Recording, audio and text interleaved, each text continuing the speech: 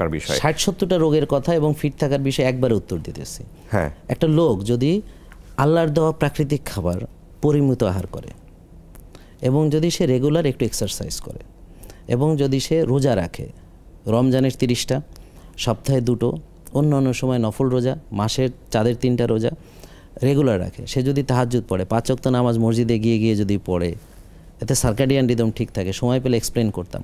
তারপর হচ্ছে সে নিজেকে একটা কোয়ালিটি টাইম দিচ্ছে, নিজেকে নিয়ে ভাবছে, আর্লি ঘুমাতে যাচ্ছে, ভোরে উঠছে, প্রকৃতির মাঝে মাঝে হারিয়ে যাচ্ছে, সূর্যের আলো লাগায় গায়ে, হ্যাঁ, রোদে যায়, ঘাসে হাঁটে, হ্যাঁ, একটু রিল্যাক্স প্র্যাকটিস করে, মোর দেন এনাফ। সে কখনো রুগী হবে না। এখন যারা হয়ে গেছে ডায়াবেটিস রুগী, চিনি বাড়া রোগ, ভাত মানে চিনি, রুটি মানে চিনি, ফল মানে চিনি, দুধ মানে চিনি, তো এগুলো বাদ দিয়ে কিছুদিনের জন্য, নট মানে ফর দ্য এন্টায়ার লাইফ না, সারা জীবনের জন্য, কিছুদিনের জন্য বাদ না দিয়ে সে সত্যি কোনোদিন ভালো হতে পারবে না। তো এই জন্য তাকে এটা সাময়িক বিরত থাকতে হবে। কতদিন? যতদিন কোষ খালি না হচ্ছে।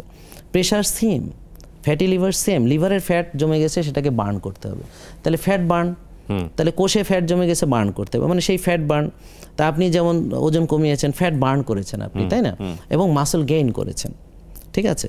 তো কেউ যদি তার ফ্যাটটাকে বার্ন করতে পারে হেলদি ওয়েতে এবং যদি সে মাসেলকে বিল্ড করতে পারে, এই মাসেল আপনার চর্বি খায়, এই মাসেল চিনি খায়, তা আপনি শুধু মাসেলটা ভালো রাখলেই তো আপনি অনেক ভালো থাকবেন। এবং যতদিন আপনি মাসেলকে পাম্প করতে পারছেন, বিল্ড করতে পারছেন, ততদিন আপনি যৌবন, চিরযৌবন। আপনি বয়স 100 কিন্তু আপনার মাসেল পাম্প করে। আপনি এখনও মানে আরও একটা ছোটো মেয়ে বিয়ে করলে নো প্রবলেম, জাস্ট আমি খুব সহজে বললাম, বিকজ আপনিও তরুণ, বুঝতে পেরেছেন? কিন্তু যখন আপনার বয়স 50, মাসেল ক্ষয় হয়ে যাচ্ছে, আপনি বৃদ্ধ হয়ে যাচ্ছেন। এক্স্যাক্টলি। তা মাসেল একটা মানে সিঙ্গেল ডিটারমিনেটর, যেটা দিয়ে আপনি বুঝতে পারবেন যে আপনি তরুণ নাকি বৃদ্ধ নাকি শেষ বয়সে এসে পৌঁছেছেন। যখন মাসেল ওয়েস্টিং আপনি ঠেকাতে পারবেন না, এবার সারেন্ডার করবেন আল্লাহর কাছে যে বার্ধক্য এবং মৃত্যুর কোনো ওষুধ নেই। কিন্তু যেহেতু আল্লাহ বলেছেন বার্ধক্য এবং মৃত্যুর কোনো ওষুধ নেই, তার মানে বাকি সব কিছুর ওষুধ আছে ইনশাল্লাহ, যদি আমরা পারি।